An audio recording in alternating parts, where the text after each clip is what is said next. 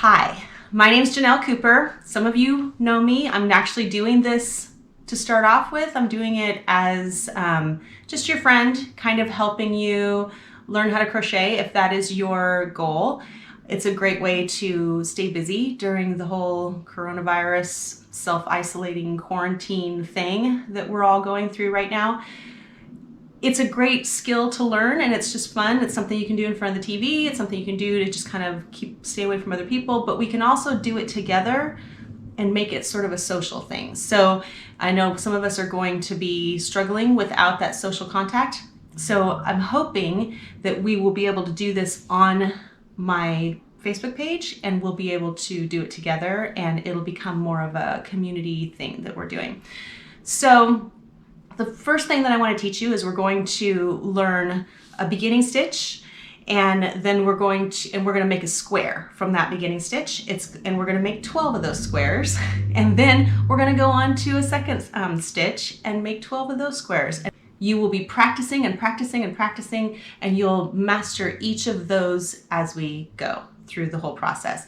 And then when we get all done with all of it, we'll put all the squares together and we'll make a blanket out of it. And it can be your quarantine blanket, or you can be your comfort blanket, or whatever it is. Even if it's something that, it's a learning blanket, so even if it's something that isn't perfect, it will still be a masterpiece in that it's how you learned to crochet, which is a beautiful thing if you're learning a new skill. If this isn't a new skill and it just seems like fun, like for me, I've been crocheting for a really long time, and this just sounds like fun to me. So I'll just do it and do it with you guys to teach you, but also because it's always nice to have a new blanket. So, and I've got the materials, they're here. So I think that this first video should be kind of to give you a rough overview of what I want to get kind of accomplished. Knowing that there's plenty of room for being individual. Like, you may choose to do things differently, and I'll show you kind of how you can do that. And hopefully we will all get to show these blankets to each other, and every single one of them will be different. It'll be different colors, it'll be different patterns.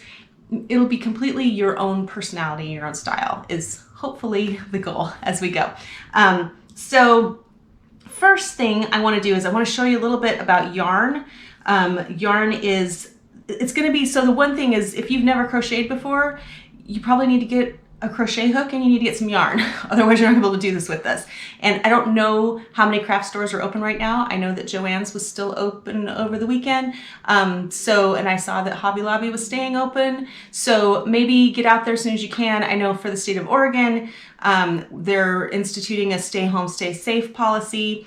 And so maybe those won't be open anymore. So I know Fred Meyer will continue to be open, probably most grocery stores, and if it's like a variety store, you can probably still get that stuff. So I suggest, I'll teach you a little bit about yarn.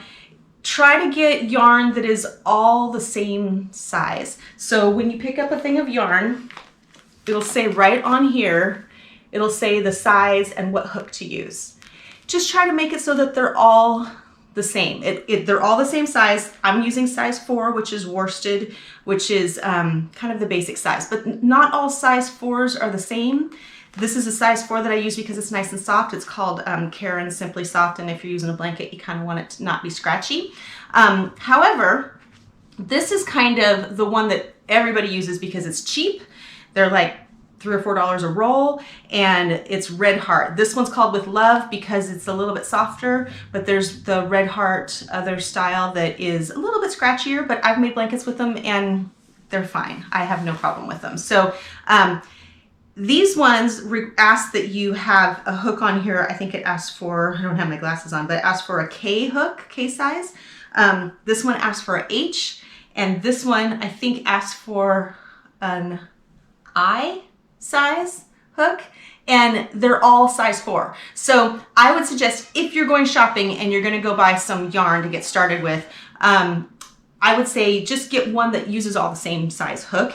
And it doesn't even matter if you use that specific size, just as long as they don't otherwise you're going to have squares that are maybe thicker than others, which is cool too if that's the look you're going for. So if I have an H hook, it's kind of for me, it's sort of like the middle of the road hook, kind of works for everything. If you have yarn that wants a J hook and all you have is an H hook, that's totally fine. It's just gonna make your stitches a little bit tighter. Just work with what you have. I don't want you to go out and break the bank. So go get yourself, like, I would say maybe 4 colors, or if you want all of your blanket to be the same color and just do different stitches, it can be monochromatic and just have different stitches. It can be monochromatic and be the same stitch. I wouldn't recommend it because you might get bored, but you can do all of that and then just, you know, start off with maybe like 4 rolls of yarn because you don't want to spend too much money to get started. It's probably going to take quite a bit more than that to finish a blanket, but at least this will at least get you started going. So for the other thing you probably need is a ruler. I also have a measuring tape. Rulers are, when you're working with squares like we're gonna be, rulers are kind of nice because you can just lay them on the table and then you just like, you know, do the square up to your ruler and it makes it easier. These are not the yarn we're using today. So, and I'm also gonna use this book. So this is a book that somebody gave me a long time ago. It says The Easy Learn to Crochet in Just One Day, which you totally can. The only reason I'm using it is because I want to make sure that I don't teach you guys something that isn't right because, you know, you kind of develop your own style as you go, and I don't want to teach you guys how to do something really wonky. So anyway, so yarn, scissors. I like a little bucket. This is just a Dollar Tree bucket. That way when the yarn's rolling in the bucket, it's not like rolling all over your floor or taking off or whatever. And ruler, I already covered that. And then I like to have like a little sketch pad. So this is what I made. This was my first sketch of what I wanted to do, which is, and I'll take a picture of it and I'll put it on the post, but I'm calling it my sketchy sketch because I really just like kind of just drew it out really quickly. But basically what's going to happen there is we're going to have consider each of these colors can represent a color. They can also represent a different stitch. They can also, you know, you could, like I said, it can all be monochromatic and just represent different stitches. We'll figure that out as we go. But I wanted something easy that is going to take a certain amount of squares. And in this particular one, it takes exactly 12 squares of each color or 12 squares of each stitch. So super easy to remember. And then also this is a different style, same thing, just slightly different. And this is kind of maybe more traditional looking for a crochet blanket. And I will also put a picture of this on there, but it takes the exact same amount of squares. So when we get done making all these squares, you can actually decide later how you want to lay it all out. So it doesn't matter. But the one thing I do want to tell you is the way I have this laid out is that this is 96 inches long and 72 inches wide. So that's like a bedspread. So if you don't want to do something that big, just take off a row around the outside and make it smaller. Do like a, you know, lap blanket or a throw blanket for your couch or whatever. It doesn't have to be that big, but, and then just adjust the number of squares accordingly on that. So that's how we're going to get started. Hopefully you guys are interested in doing this, and if you're coming into it late, I don't think it's going to matter because I'm going to actually number when I do a post for each stitch. I'm going to number it. So this will be our learning blanket, or maybe we should call it our quarantine blanket.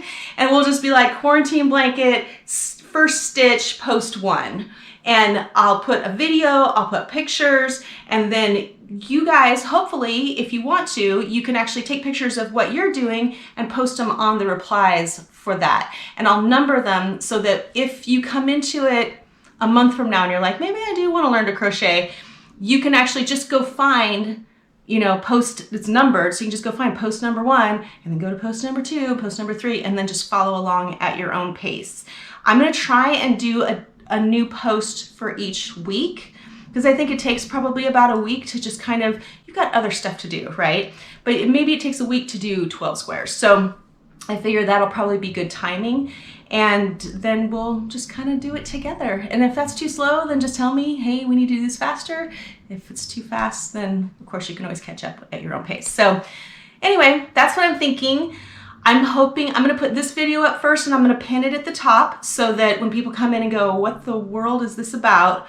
They can watch this video and they'll know what I'm doing. But the next video will be the first numbered video, and it'll have pictures and it'll have all that stuff, the drawings and everything on there too. So hopefully that will all work out for you guys. Be sure to give me lots of messages. This is a social, I want this to be a community. So respond, reply, whatever, and we will do it all together. And in the future, as we're going along, you're gonna find out that your stitches are not gonna be perfect. They're not gonna be perfect when you first start doing this. So you may be like, this looks wonky, why is it not working? There's a couple different things you can do. You can either send me a message, like a private message, if you're more of a private person and you don't want the whole world to know that your stitches aren't perfect, and I can help you that way. Or if you want to be participating in the community, just know that everyone else's stitches are wonky too. So just post on there and go, this is what my stitches look like. What am I doing wrong? What can I do to fix it? And then we can all help. And I'm hoping that my daughter Bailey will be on here as well. She has been crocheting since she was like 12 or 13. Holly, one of my friends, Holly, I know she's a very good crocheter as well, and she may be able to help. So just kind of, look for other helpers. I will jump in and help you too. So there's gonna be lots of help. It should be fun. Learning a new thing is always fun. So I hope you enjoy it. Let me know what you think. Bye.